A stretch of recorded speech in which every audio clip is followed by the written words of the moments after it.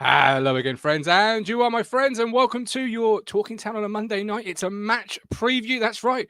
Midweek action is back for the Super Blues as they travel to take on Manchester United at Old Trafford. A game they need to win, may have to win to stay up. Where are we at as Town fans, or are you already looking to see which teams are being promoted from League One? As always, we can't do these shows without you, so please do get active in our live chat, whether watching on YouTube or on X or Twitter, whatever you want to call it these days, or on Catch Up. FTA, comment for that algorithm. Don't forget we are partnered with the logo in our top right-hand corner, left-hand corner as you look at it. Either way, it's up there. You'll find it. It's the Anglian Air Ambulance. If you want to help to save lives and have the chance to win £1,000 every week, play the East Anglian Air Ambulance Lottery. By playing for just £1 each week, you're helping to keep their yellow helicopters flying. The East Anglian Air Ambulance Lottery creates 18 winners every week. So when Town lose, you might still be smiling. Who knows? With prices ranging from £50 to £1,000, over 18s only.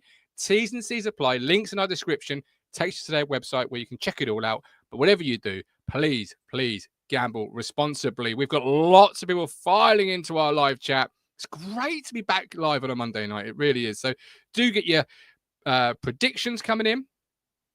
Do get your opinions, your thoughts, all of that wonderful business. And joining me this evening, no, it's not Mr. Matthew Phillips. We have given him the night off at Talking Town Towers. It is somebody far better and much better looking anyway. It is Ben Adams. Welcome in, Ben. How you doing? Well, obviously, you know.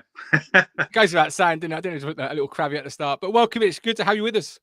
Yeah, good to be here, man. I've the quietest room in the house. I'm in my bedroom at the moment, so hopefully this is just start my second stream on here in half an hour, but that's on my OnlyFans account, so you can. There we go. Talking Town back in action. You can check him out on OFH. But Ben, look, listen, I've got a couple of questions from the Discord, which we'll get to in a second. But before we do, is Manchester United away at the start of the year? If I told you that could be a winnable fixture, you probably would have laughed me out of the room. But is it a winnable fixture? Is it a game Town have to win? Where's your mindset heading into this one? It's so much attached to that question, isn't there? Because yes, it's a winnable fixture because Man United are having an atrocious season by their standards. But the other thinks we can't beat Southampton at home. So I mean, it's a really tough ask, and we're on a terrible run of form at the moment. We're the only team to not win in 2025. But it would be the most Ipswich thing in the whole world to go down there and turn everyone. Ultimately, will it make much of a difference as to where we're heading? No, that ship swung out the harbour. But you know, these are the games that we work so hard for at Old Trafford, iconic stadium, against what I still say is the biggest team in the world, regardless of their form. It's the games we wish for when we're at the bottom of League One, playing Morecambe and all that, away at Old Trafford. And no matter what the circumstances are, you know, I'm still excited for it. I still want to see our team in the best stadiums in the world, and we kind of know now that it's not going to be for much longer. So boy, oh boy, am I going to enjoy watching whoever our captain's going to be lead them out on Wednesday night. Yeah, absolutely. And you say it's one of the biggest clubs in the world, or the biggest club in the world, and you're right. I got invited to come on the United Stands pre-match show on Wednesday, and I was like, yeah, no problem. Looked them up. Over 2 million subscribers on YouTube. I was like, what? Is that what? So it goes to show the level of the fan base, right? They're not the only Manchester United YouTube account, but they've all got really substantial followings. It is that big of a football club, but they are in a little bit of a transition under new manager, and you know, it hasn't gone as well as they would have hoped, and there's always lots of chatter about a club of that size, let's be honest, because of the size that they are. Are you already in the Championship then, looking at teams coming up from League One, planning next year, or are you still, because I very much think there's a lot of twists and turns still in this, and we're still there, and there's a fight still to be had. But where are you at? You were saying that with Matt yesterday. You're right. You know, there's a lot of games to play, and it's right. And football's a funny old game. It's nailed on this season. And I always thought it came down to not necessarily because we're that bad, although by statistics we're actually one of the three of the worst teams in the whole of the Premier League history right now. That includes Derby and what Burnley went down and Luton last season. However, I'm kind of looking at the teams that are down in the Championship, and I'm kind of glad that Leeds are not going to be there. Um, I don't. It's a real tough. In time, give them time. There's still time for the Yeah, famous. Leeds doing Leeds things, but I'm looking forward to next season. And I, this is very divided, the fan base. And you talk about the level of expectations. You think we've got it high expectations. Man United fans right now are screaming. They're after the the board are all. I think the owners of that Man United now cancel all the free fruit they give all the children at the canteen and stuff. And I'm thinking, Jesus Christ, that's a club in turmoil. So we go down, but we go down together, and that starts from the top to the very bottom, I think. So I'm looking at the Championship, and I'm excited, and I'm building that team. With 4 or 5 slots ahead of where we were last year coming up, that's going to be big. But I'm really enjoying the rest of the Premier League season, and I think there's 1 or 2 really good results to come. Never going to do better than Wolves. Wolves have got their, the man who should have been banned for 7 games. He's the man who's going to save them from relegation, because he's banging goals in every single week now.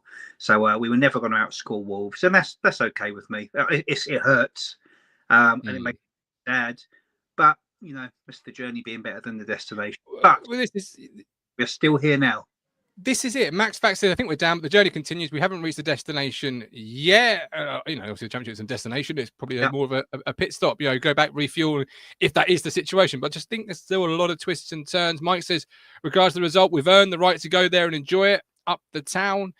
I agree with that. There are lots of people looking forward to Old Trafford. Lots of people buzzing for the return of the Milk Tray Man, Ben Adams, in the chat, by the way. Lots of love. And I've got a question from Discord. It's something we're offering our Discord users, which you can become a one just by hitting the join button on YouTube. 499, cancel at any point. But this one came in on Sunday, but we ran out of time. And I wanted to get it on tonight's show because obviously we're discussing another league game. It's quite important. It's from Rob Holmes, and Rob says, I'd like to discuss why we never come out second half of games. Yesterday, talking about the Tottenham game, was just like Southampton. Get back into the game going into half time. Fans feeling a bit more positive. Then the team don't come out second half. Yesterday, first 15 minutes, again, talking about Saturday, second half, we just sat off Tottenham, letting them knock it around us instead of getting in their faces. So frustrating. Lack of confidence, question mark. What are your thoughts in reply to Rob there? I've got a different take on that, actually. I don't think we come out any different than generally than how we go in. It's just the other teams come out firing. And all of a sudden, you're seeing a £400 million machine start to go up the gears after the first half. Look at any Premier League game. Are playing well. Any second half of a Premier League game of a team that's playing well, they come out and they're better. They're always in the ascendancy. And you could come out we've done it a lot in the Championship. We very rarely came out in the second half and we're going guns blazing. It took us 20 minutes to get us going, and that's when Kieran minute substitutions, because we didn't come out the traps flying.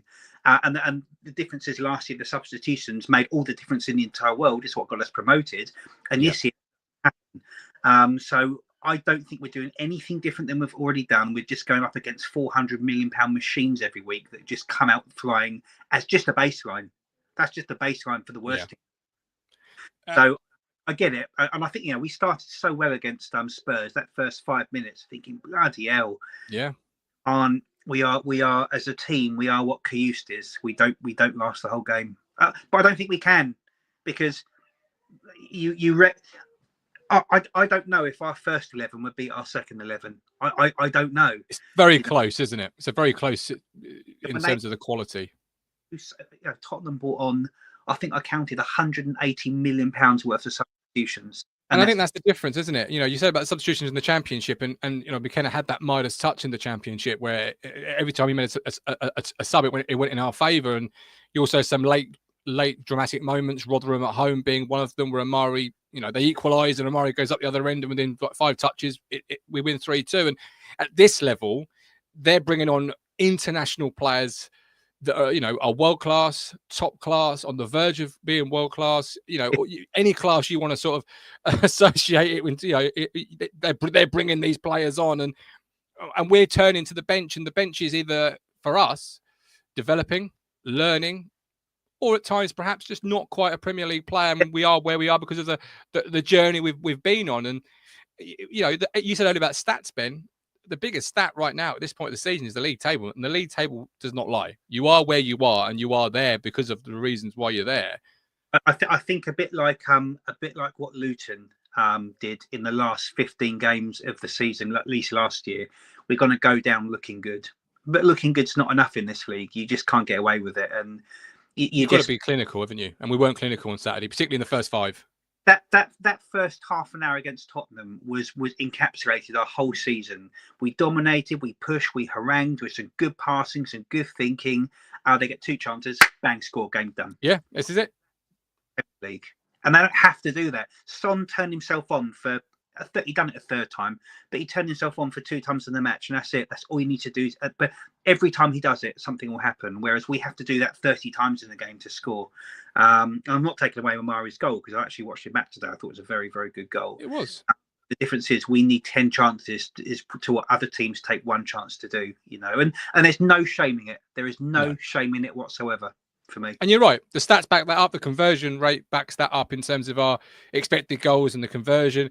But to answer Rob, I actually think also equally on Saturday, we didn't get in their faces, as Rob put in his Discord post. Primarily, I think perhaps that was the game plan. Listening to McKenna after, I think on Radio Suffolk, I was listening on the way home.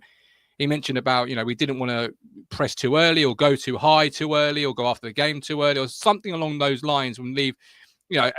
Effectively saying we didn't want to get after them too early and leave ourselves too exposed, particularly at 2-1, and get sort of get picked off. He didn't say that in those words, but reading, trying to remember back what he said, and I just think, and I agree with Rob.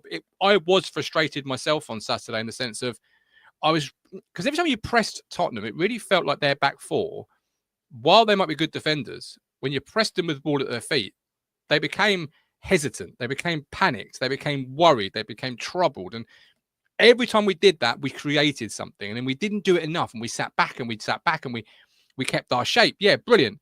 And I was the same as Rob, but there's reasons for it, and you could really see. I think trying to remind myself what McKenna said back after the game as to why, Ben. You don't want to go press too early, you don't want to go and chase the game too early because it is 2-1, and we saw at Newcastle in a blink of an eye, the game could be over. And it was, theoretically. They got their 3rd, and that was it. Teams this season, and it's the big debate, and I think that's going to be what McKenna's learning curve is this year. About I think the Arsenal game was a bit of a curse for us because we've been going balls out and not been getting the results, and then all of a sudden we went really defensive, we went really tight and packed, and we got a result. We got, it was really tight. We lost, but it was really tight and really good performance. But I think it fooled us into thinking that we interchange between these 2 systems.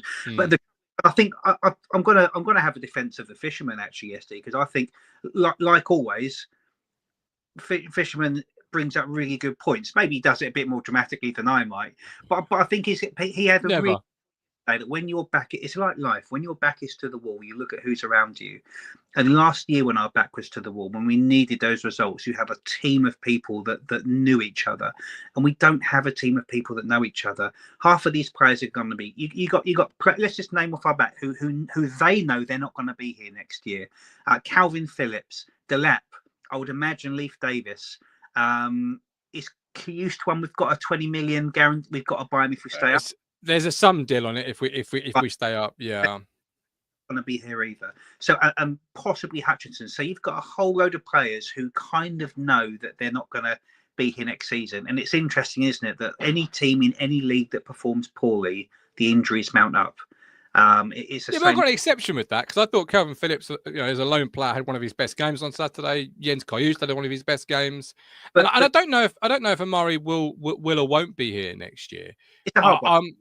That's dependent on how many other teams sort of take the punt, if you like, on the potential that he's got, or whether they think maybe a year at the championship level with seasoning, a bit more development might do him well. But I've got another question for you, Ben. Owen Griffiths in our Discord says about the FA Cup. All right, that's also coming up for the show.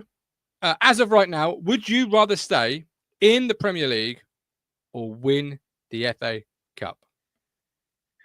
Oh, that's a tough one, isn't it?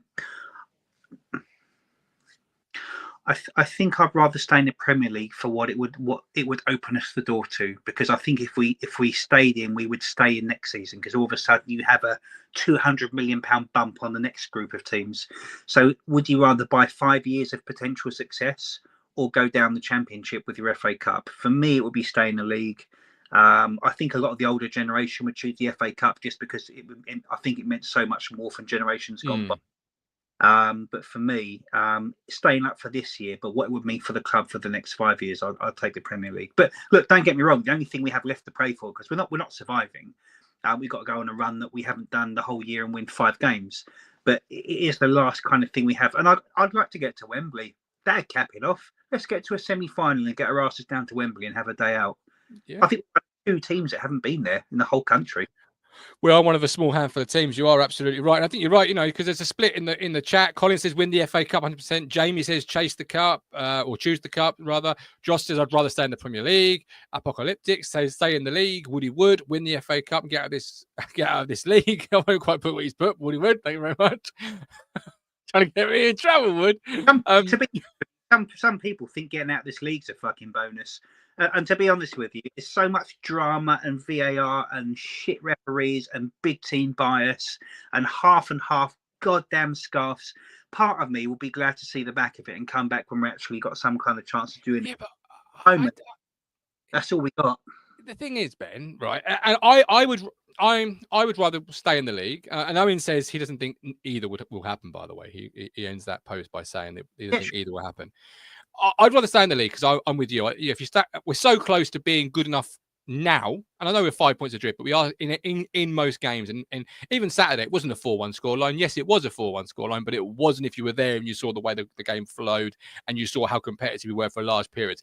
And that's our first attempt at being in the Premier League, having gone back to back. We're so close that if we were to stay up, I can really see the foundations of us not just staying up again next year, but consolidating and going forward and becoming the next Brentford, the next Brighton, and then slowly making our way, if you like, towards, competing at the mid-table, the top half, etc., level of the Premier League.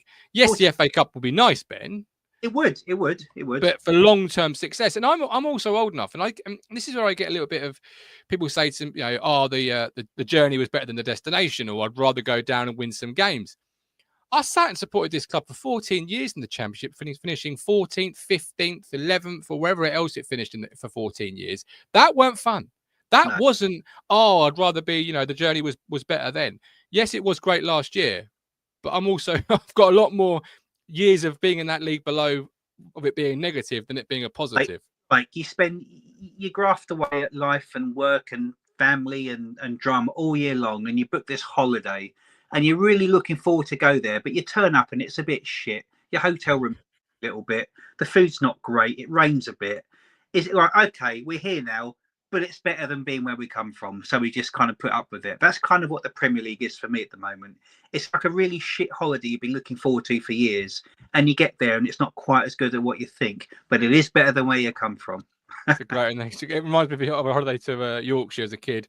Looking forward to it. Went there. It rained the solid week. We were camping.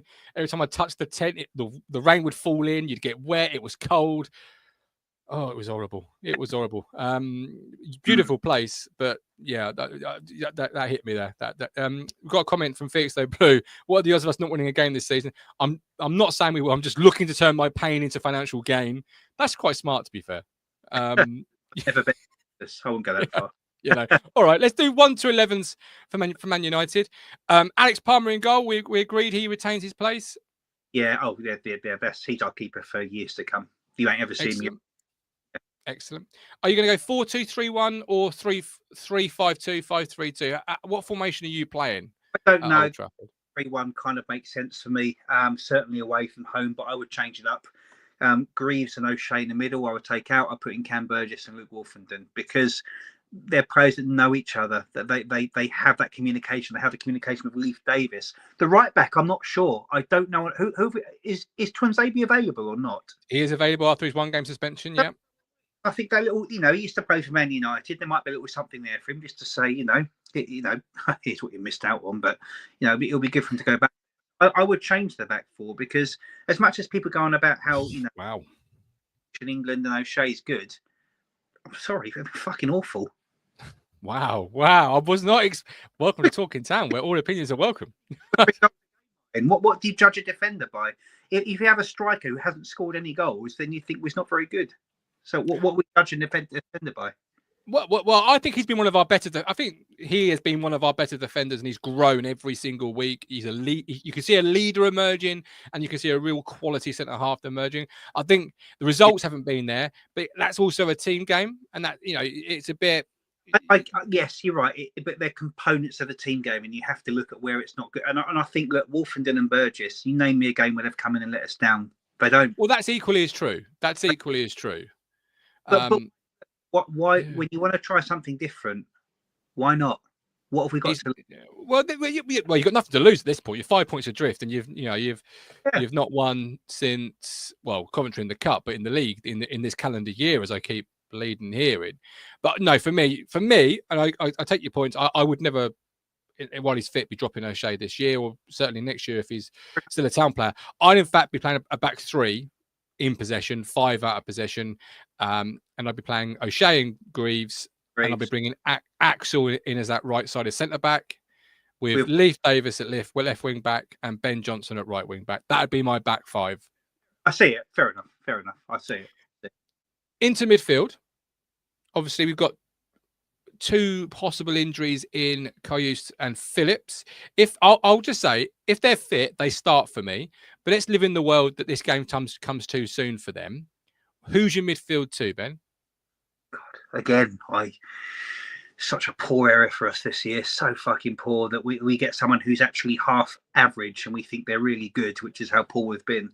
This is why people like what's his name? Man City. What's up? His name's gone. Phillips. Phillips is average, but people think he's good because what we have is so bad. But I don't think Morsey I think he's run his race for the season. He looks too slow. I think particularly against the Man United midfield have pace. So it probably has to be Phillips and Karius. I think it has to be. I mean, it depends on fitness, but yeah. If they're injured, you've got. But if they're injured, Ben, you've got 3 players: Massimo, Jack Taylor, and Sam Morsey to choose from. Yeah. Which is for me is a bit frightening because it's a problem. We all love them, and that these players will be burned into my memory for the rest of my life for everything they've done. But you've just named 3 League One players, and that's a problem. Well, Jack Taylor, but that's a problem. My issue with Massimo and Sam is obviously that there's no pace there. There's zero pace there. There's zero energy around the center of the park. So for me, it's got to be one of them and Jack Taylor. And naturally, as skipper, yes, he's not had the greatest run of form, but funnily enough, before Man United at home, he was in a great run of form. In fact, I think that was probably one of his last better games. So do you go Sam Morsey and Jack Taylor? Would that be the 2 if Phillips and Karius can't go? I'm going to go back to the fisherman here. Whoever I choose who wasn't the other day is changing the team all over again, and I think that's half our problem. So we're doing what McKenna's doing. We're picking the player for the game rather than sticking with cohesion. So I think cohesion is the one thing we've lacked. So I'm going to have to say stay with what we started with on Saturday for me, just because you want players playing back-to-back games and building relationships. So mine's a bigger picture midfield rather than who I think is going to be best in the game. Does that make sense? Yeah, so you go Morsey and Taylor, who finished the game together. Yes. Yeah. Because they finished the game, didn't they? Karius and Phillips, if they're fit, because I think Morsey will probably, because Karius, that's why he didn't get his contract at the other club, because he can't stay fit for a whole game. So he'll eventually come off and probably Morsey come on. So we'll see. That's sure. Sean says it sounds like we all think it's over. A lot of games and some results we will get like Chelsea, twists and turns. Max Facts, O'Shea, one of our best in the last 3 months. Can't complain about chopping and changing. Then change the whole back 4. Ashwin, we need a central. I'll start again. We need a CDM so badly. We are so empty in the midfield. Josh agrees with my back 5. Max Facts says Axel, Dara, Greaves, and Townsend. And Trevor says Karius can't do 90 minutes, let alone 2 matches in a week. Fair point. And there's your, maybe that's the problem. McKenna's working with.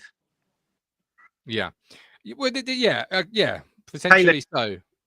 Too slow. Karius can't stay fit, and Calvin Phillips is average at best. I mean, there's your Premier League midfield who have got to keep us up somehow. Well, they had two. They had. I don't want to, not be unified, but they did have two windows to address this, Ben. Okay. They did have two windows to address this. Oh, I know. I'm not trying to break ranks and not be unified here, but they did have two windows to address it. And it's not their fault, that I think the players, the one thing I can say for all of these players is whenever they go on there, with Philogene accepted, I think they all bleed for the shirt, and I think their attitude is bang on. So it's not too. I disagree with that. I think they all do it, and I think it's too early to. I thought Jaden Philogene had a really good game. Okay, crap about that. Had a good game, not a really good game, but a good game at Tottenham. So you've got three players to choose from. Yeah. I've got two behind the lap. I imagine we're both playing the lap. Oh yeah, no questions. Yeah, no questions. So who's your three behind the lap? So I'm going to go on the right. I'm going to put Hutchinson where it should be. I'm going to put Broadhead in the middle and Smodics on the left. So you're going to go Amari, Broadhead, and who on the left? Sorry, I still didn't catch it. Who? Smodics. Thank you very much. Sorry, you were cutting in and out there. Smodics on the left. Okay, all right, yeah. I'm going to go for my two. I'm going to go Amari, and I said this on the match preview last week. I'm going to go Amari and Jaden Philogene with the lap. The England under 21 trio. I think Jaden did nothing wrong on Saturday, and I'd like to see more of him. I think Amari took his goal really well, and Delap. And I think those three players are three players you've invested a large amount of money in because of their development and their progression. I mean, they only develop them by playing games of football. So let's keep them playing games of football. We'll put a value on your front three. Let's say Delap. Let's say around 50 million in whatever happens. Let's say Amari 20 and Philogene. How much we pay for him? 17, 18? Philogene 17, 18, 20 million, around that sort of figure. That's nearly £100 million front three. Yeah, and play them together. They've played. Delap and Philogene have played together at Hull. I think it seems like yesterday we had Jason Brady Norwood and stuff. So God Almighty, that's a lot of money, isn't it? Wow. James Norwood. Yeah, those were those. Lots of comments about your team in terms of Broad. Yes, Jamie says yes, Broad is the start. Colin says Broadhead, yes, but not in the 10. I think with your three, you could put Broadhead left, Smodics central, Smodics left, Broadhead central. I don't think it really matters. I think they can both play there. I mean, Smodics is probably more of a natural 10 with Broadhead on the left, but they're flexible, right? That's the whole point of a front three. When he was smashing in goals for Blackburn, was he a 10? Yeah, essentially. Yeah. I've given up, Ben, trying to ask for Sammy Smodics in the middle. To be honest with you, I've given up. It's one of those things. Not going to happen. I think he'll start there next year. He'll be a number 10 because he scores goals. So I think you'll see it's square pegs and round holes, and they're trying to fill in ish problems there every week. But I think next year you'll see him in that number 10 role, and he'll be smashing in goals all season. He's scored 4 goals for us this year with hardly games, so he's done all right. He's done good. Yeah. You're right. 4 goals in a team that isn't taking their chances is 4 goals, and potentially he'll be a 10 in the Championship for us. But I've given up asking for it. I've fallen into line. I've gone for the unified approach. We'll just play Sammy Smodics where you want to play him. Left, right back, left back, wherever. Just I've given up asking. I've given up begging. Please, when I see Sammy Smodics in the centre. All right, you're cutting in and out. So if I do talk over you or if I do miss your comment, please forgive me, Ben. STST says, Jaden, we can forgive his early days, but then he mentions Muric, who isn't even playing. So we can let Muric have his rest on the bench, and there's still a good goalkeeper in there. Colin says, come to the statue, Ben. I ain't seen you in ages. You're there before the game because I've seen you a couple of times. You are around. A question for you before we go to score predictions, and we're going to round up the show there.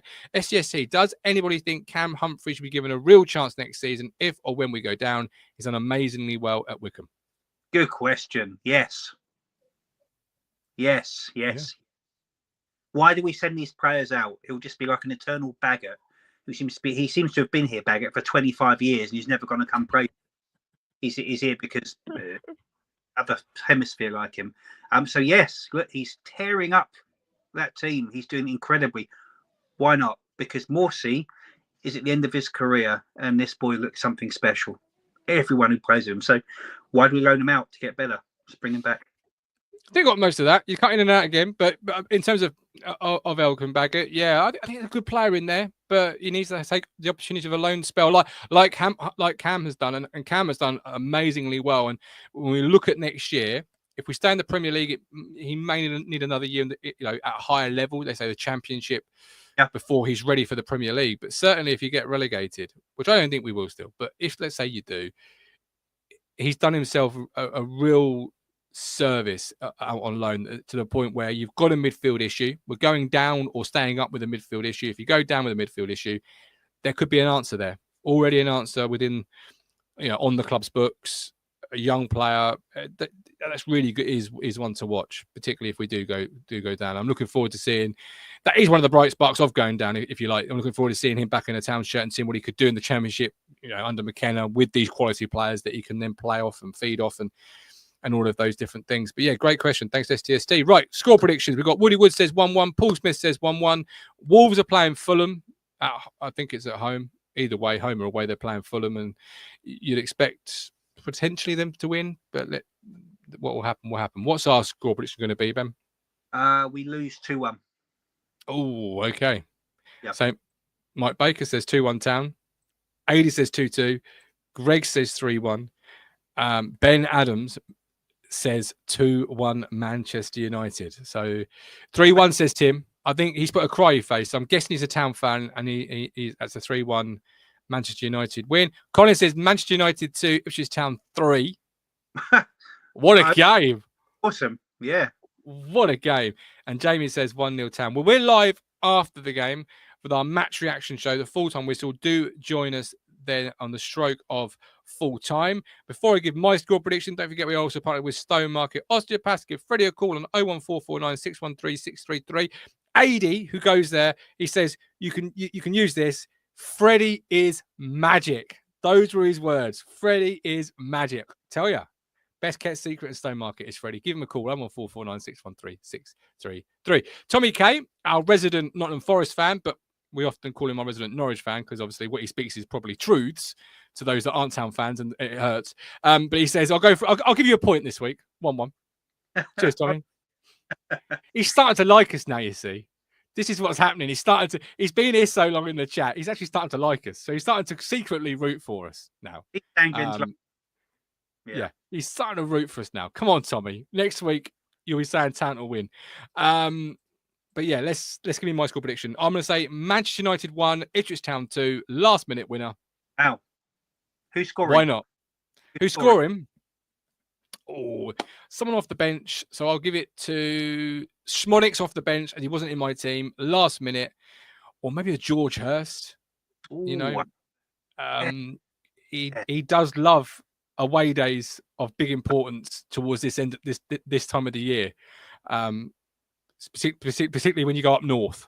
So who knows? And we just need something to ignite again. A little, and then let's see where we go. You never know. Positive result here, a bad result for Wolves. Go on. If we lose tomorrow, would you relegation? Well, in this scenario, what have Wolves done? Doesn't matter. Then no, because there's still a lot of points left to play for, and we still got to play Wolves and Leicester. That's 6. And if you win those, that's 6 points. 3 of them off Wolves. Wolves win, lose.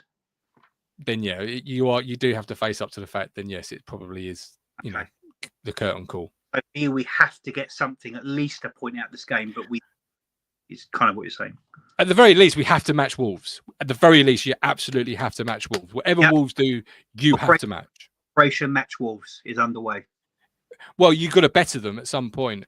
But if you're not going to win it, it feels like you can't lose it unless they've got beat. You know, and you can't obviously know they're getting beaten. So you've got to at least take a point out of every single game until you're back within touching distance or even ahead of them, etc. But you know, I just feel, Ben, you know, lots of twists and turns. A positive result tomorrow, Wednesday, sorry. Wolves obviously slip up. A win in the cup, if that was to happen, and suddenly you're back with a little bit of momentum. Suddenly it looks a little bit more positive. And some will call me overly optimistic. Some will call me deluded. Some will call me whatever. I'm called many things on many different parts of the internet. But yeah, I love them. you got to go with it, right? It's the hope that kills you. It's the hope that kills you. But we're done. I promised you 30 minutes. I've done 35. I'm terribly sorry for keeping you 5 extra minutes. But the people at home, they're so thankful you stay for those 5 minutes. And they're now off to search for your OFH account. So you might get good performance from me. Good performance from the boys on Wednesday. Absolutely. He has been the Milkshake Man, Ben Adams. You've been the wonderful audience. Like, subscribe. Join us post-game Wednesday, the moment the Fortin whistle goes, win, lose, or draw. And we're live to break it all down. But until then, stay well, stay happy. God bless. Bye-bye. You make me smile when I think of you. If I get down low and now you're blue, I can't get enough. You make me happy, I feel so fine. Oh, how I wish that you were mine. I can't get enough.